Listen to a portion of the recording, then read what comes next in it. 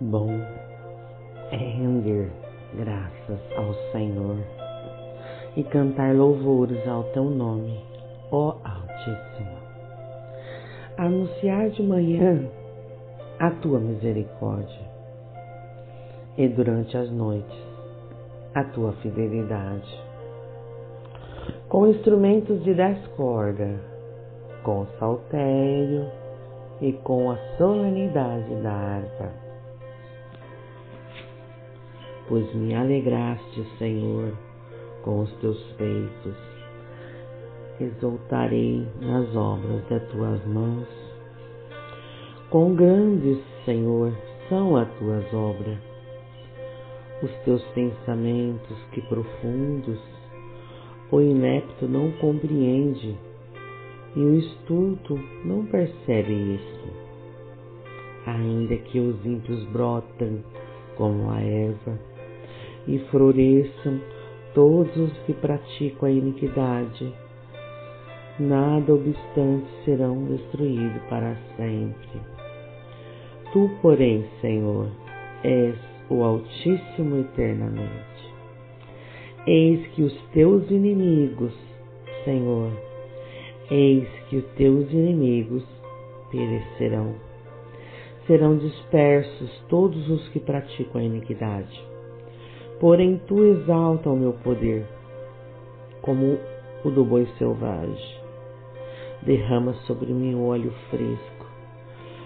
Os meus olhos veem com alegria os inimigos que me estreitam, e os meus ouvidos se satisfazem em ouvir dos malfeitores que contra mim se levantam.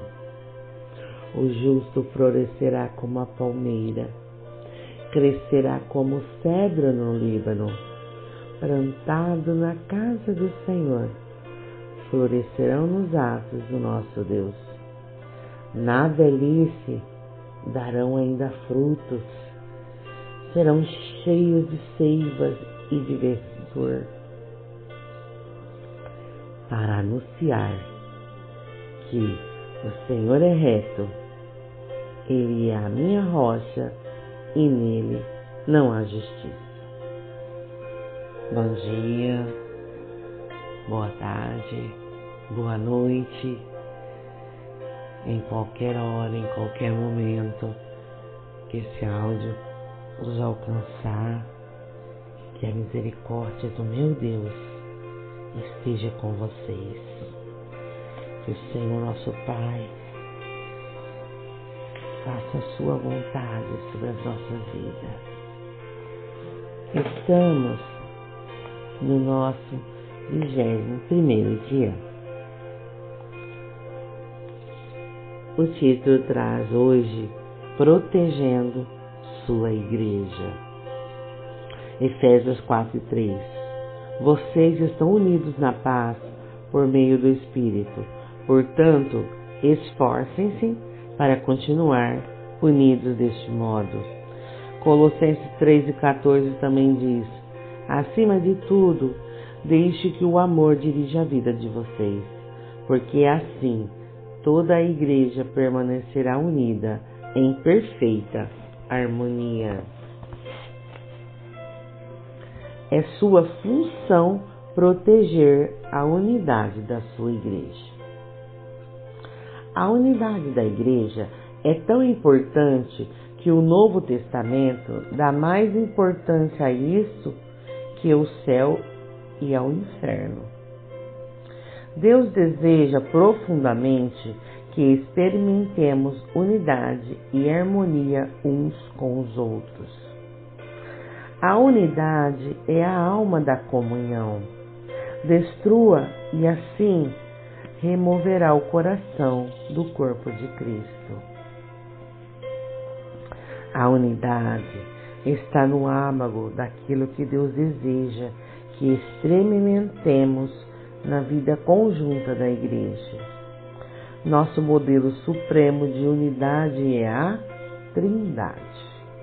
O Pai, o Filho, o Espírito Santo são totalmente unidos em um. O próprio Deus é o maior de todos os exemplos de amor sacrificial, de humildade para com os outros e de perfeita harmonia.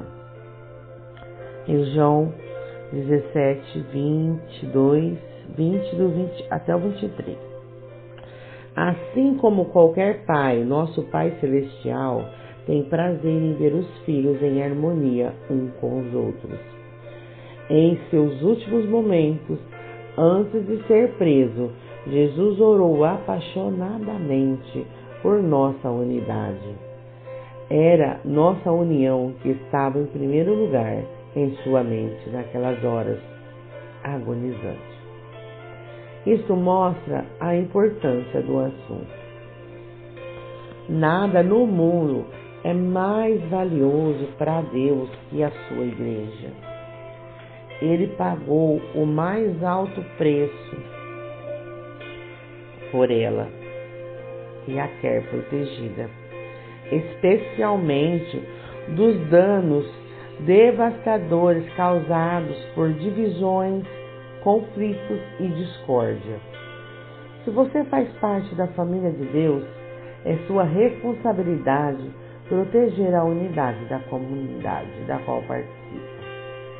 Você foi encarregado por Jesus de fazer o possível para preservar a unidade, proteger a comunhão e promover a harmonia em sua igreja e entre todos os cristãos. A Bíblia diz em Efésios 4:3: façam todo esforço para conservar a unidade do Espírito pelo vínculo da paz. Como fazer isso? A Bíblia nos dá algumas orientações. Primeira, concentre-se no que temos em comum, não em nossas diferenças. Romanos 14:10, Paulo recomenda: concentre-se nas coisas que contribuem para a harmonia e no crescimento da nossa comunhão conjunta. Como fiéis, compartilhamos um Senhor, um corpo, um propósito, um Pai, um Espírito, uma esperança, uma fé, um batismo e um amor. Partilhamos a mesma salvação, a mesma vida e o mesmo futuro. Tudo isso se encontra em Romanos 10:12, Romanos 12:4 ao 5, 1 Coríntios 13,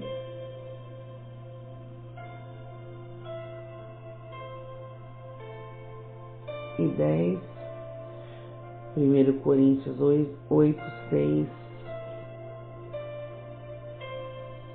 Coríntios 12:13 e Efésios 4 até o 5. Fatores muito mais importantes que as diferenças que poderíamos enumerar. É nelas que devemos nos concentrar, não em nossas diferenças pessoais. Filipenses 2:2. Lembre-se de que foi Deus quem escolheu nos dar diferentes personalidades, formações, raças e preferências. Logo, devemos apreciar essas diferenças, não simplesmente tolerá-las. Deus deseja unidade, não uniformidade. Contudo, para o bem da unidade, não devemos permitir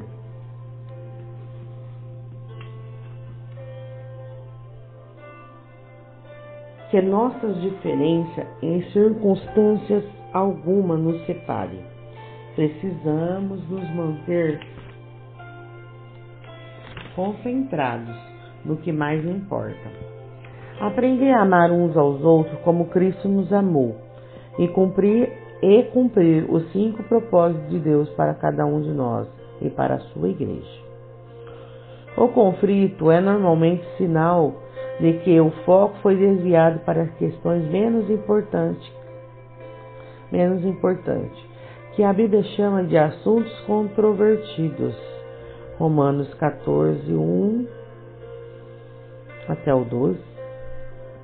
2 Timóteo 2, 23.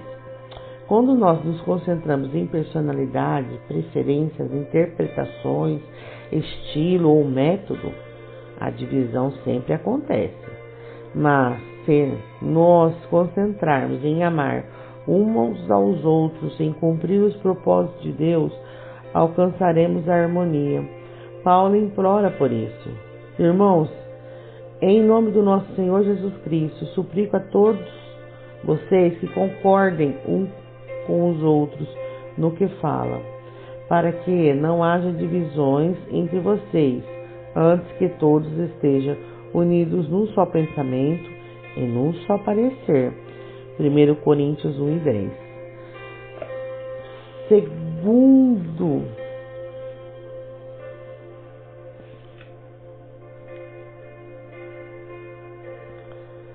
Segunda orientação: seja realista em suas expectativas.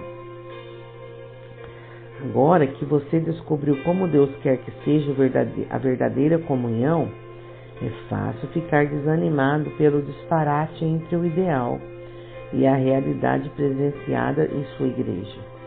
Você deve amar apaixonadamente a igreja, apesar das imperfeições que ela tem. Ansiar pelo ideal enquanto critica o real é evidência de imaturidade. Em contrapartida, conformar-se com o real sem lutar pelo ideal é complacência. A maturidade está em conviver com essa tensão.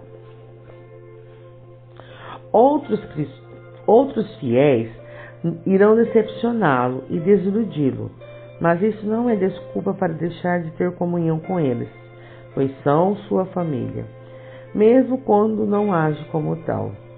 E você não pode simplesmente abandoná-los. Em vez disso, Deus nos orienta: sejam pacientes uns com os outros, fazendo concessões às falta um dos outros por causa do amor que há em vocês. Efésios 4, 2. As pessoas ficam desiludidas com a igreja local por muitas razões compreensíveis. A lista pode ser bastante longa: conflito, mágoa, hipocrisia, negligência, mesquinharia, legalismo e outros pecados. Em vez disso, de ficarmos abalados e surpresos, devemos recordar que a igreja é constituída de pecadores de verdade, entre os quais nós incluímos. Por sermos pecadores, magoamos uns aos outros, às vezes intencionalmente e às vezes sem querer. Mas, em vez de deixar a igreja, precisamos ficar ali e tentar de alguma forma solucionar o que for possível. A reconciliação, não a evasão, é a estrada para um caráter mais forte e para uma comunhão mais profunda. Divorciar-se da igreja ao primeiro sinal de decepção ou desilusão indica imaturidade. Deus tem coisas que quer ensinar a você e aos outros também. Além do mais, não há igreja perfeita para onde você possa escapar. Toda igreja tem fraqueza e problemas e você logo ficará desapontado novamente. Groucho Marx ficou famoso por dizer que não gostaria de pertencer a um clube que eu aceitasse como sócio.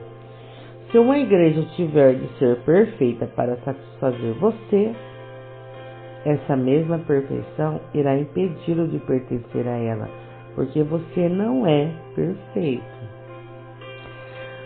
Dietrich Bonhoeffer, ministro alemão, martirizado por resistir aos nazistas, escreveu um clássico sobre a convivência da igreja, Vida em Comunhão.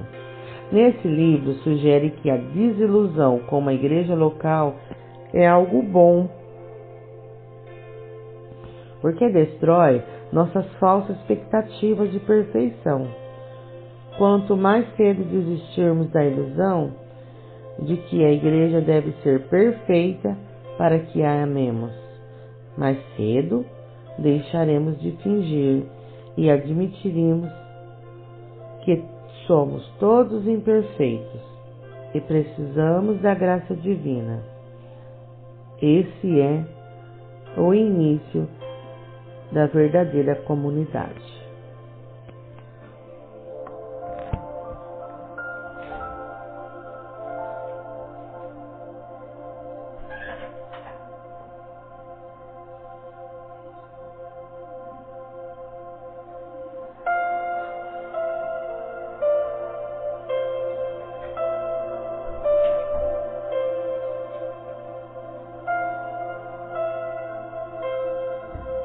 Toda a igreja deveria afixar uma placa proibindo a entrada de pessoas perfeitas, carecem da graça e desejam crescer.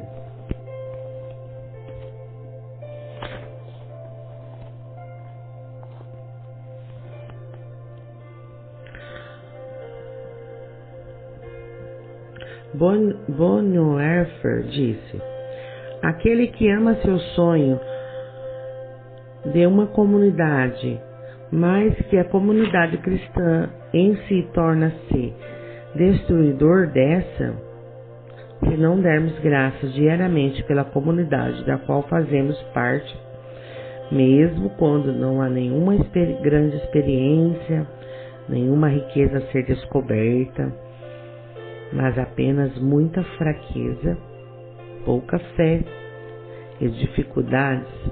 Se ao contrário, continuamos nos queixando de que tudo é desprezível e insignificante, estamos impedindo que Deus permita que a nossa comunidade cresça.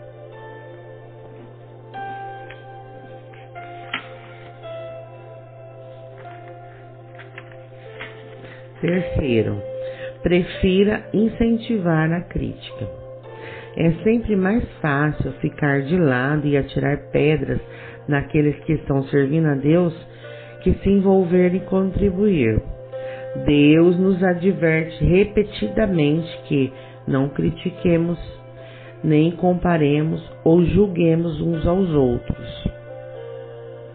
Mateus 5:9, Romanos 14:13, Efésios 4:29, Tiago 4:11 e Tiago 5:9. Criticar o trabalho que outro irmão está fazendo pela fé e com sincera e convicção é interferir nos assuntos de Deus. Que direito você tem de criticar o servo de alguém? Somente Deus pode decidir se ele está fazendo o que é certo. Romanos 14:4. Paulo acrescenta em Romanos 14:10 que não devemos julgar nem desprezar o irmão com convicção distintas da nossa. Por quê? Você critica as ações do seu irmão? Porque tenta fazê-lo parecer pequeno? Todos seremos julgados um dia, não com base nos padrões um dos outros, nem mesmo por nossos próprios padrões, mas pelo julgamento de Deus. Sempre que julga um irmão, 4 coisas acontecem instantaneamente. Perco minha comunhão com Deus, exponho meu orgulho e minha insegurança, predisponho-me em situação de ser julgado por Deus e prejudico a comunhão da igreja. O espírito crítico é um vício dispendioso. Apocalipse 10 e 12. Na Bíblia, Satanás é chamado o acusador dos nossos irmãos. Culpar, criticar e queixar-se dos membros da família de Deus é trabalho do diabo. Se fazemos o mesmo, é porque fomos ludibriados e induzidos a fazer o trabalho de Satanás. Lembre-se de que outros cristãos, não importa quanto você discorde deles, não são o verdadeiro inimigo. O tempo que desperdiçamos comparando ou criticando outros irmãos deveria ser aplicado na edificação da unidade entre os irmãos. Romanos 14, 12 diz: assim estaremos empregando nosso esforço na boa convivência fraterna. Ajunte-se mutualmente com palavra de ânimo. Não ponha seu irmão lá embaixo, apontando os defeitos dele. Quarta sugestão: recue-se a dar ouvidos a fofocas. Fofocar é transmitir informação quando você nem é parte do problema, nem da solução. Você sabe que espalhar fofoca é errado e, se quiser proteger sua igreja, nem mesmo deve dar ouvido a elas. Ouvir uma fofoca é como receptar mercadoria roubada, e isto o faz igualmente culpado pelo crime. Quando alguém começar a falar mal de alguém para você, tenha coragem de dizer: por favor, não preciso saber disso. Você já falou diretamente com a pessoa? Pessoas que trazem fofoca a você também irão espalhar fofocas sobre você. Tais pessoas não são confiáveis. Se você dá ouvidos à fofoca, para Deus você é um criador de caso. Criadores de casos dão ouvido aos criadores de casa. São esses os que dividem igreja, pensando apenas em si mesmo. São egoístas sem nenhuma evidência do Espírito. Judas 19. É triste constatar que, no rebanho de Deus, as maiores feridas sejam causadas por ovelhas e não por lobos. Paulo adverte em Gálatas 5:15 sobre os cristãos canibais, que se devoram uns aos outros, destruindo a comunhão. Provérbios 20:19 fala: a Bíblia diz que esse tipo de pessoa deve ser evitada. A difamação revela segredos. Portanto, fique longe de quem fala demais. A maneira mais rápida de pôr um fim num conflito, seja igreja, seja um grupo, é enfrentar carinhosamente os fofoqueiros e convidá-los a mudar de atitude. Provérbios 26:20, Salomão lembra que uma fogueira se apaga quando acaba a lenha. Da mesma maneira, as brigas acabam quando o encrenqueiro e implicante é separado do grupo. Quinta sugestão: pratique os métodos de Deus para a solução de conflitos. Além dos princípios mencionados no capítulo anterior, Jesus ensina a igreja um processo simples, dividido em 3 etapas. Mateus 18:17, parte A. Se um dos que dizem ser seu irmão na fé prejudicar você, converse com ele, conserte a situação entre vocês. Se ele ouvir, você fez um amigo. Se não ouvir, tome 1 ou 2 pessoas para que a presença da testemunha torne o ato legítimo e tente de novo. Se ainda assim ele não ouvir, leve o caso à igreja. Em meio a um conflito, somos tentados a nos queixar a terceiros, em vez de corajosamente falar a verdade de maneira amorosa à pessoa com quem estamos aborrecidos. A primeira atitude só aumentará o problema. Assim, o correto é procurar diretamente a pessoa envolvida. A conversa em particular é sempre o primeiro passo e você deve fazê-lo o mais breve possível. Se vocês não forem capazes de resolver o assunto sozinhos, o passo seguinte é levar uma ou duas testemunhas para que tome ciência do problema e ajude na reconciliação. E o que fazer se a pessoa ainda se mostrar intransigente? Jesus ordena que apresente o assunto à igreja. Se a pessoa ainda assim se recusar a ouvi-lo, você deve tratá-la como descrente. Mateus 18:17, 1 Coríntios 5:1. Sexta sugestão: apoie seus pastores e os outros líderes. Não existe líder perfeito, mas Deus concede aos líderes responsabilidade e autoridade para que mantenha a unidade da igreja. Durante o conflito interpessoal, esse é o trabalho ingrato. O pastor tem a desagradável tarefa de agir como mediador entre os membros ressentidos e imaturos que vivem em conflito.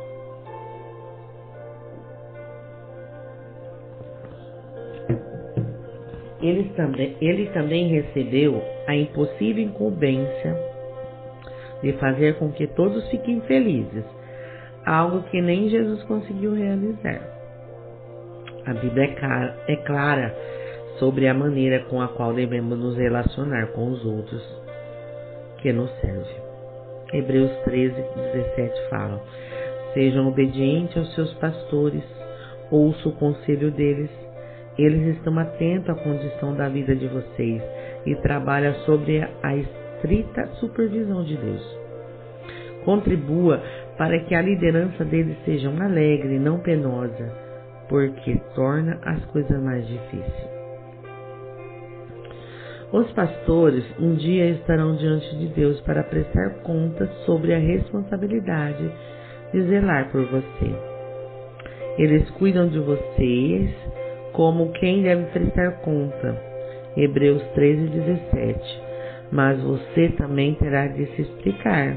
Você prestará conta a Deus sobre o seu comportamento em relação aos seus líderes. A Bíblia instrui os pastores a como lidar com as pessoas que promovem discussões, dissensões no meio da igreja. Eles devem evitar discussões e ensinar gentilmente o caminho inverso, enquanto oram para que os encrenqueiros mudem de atitude.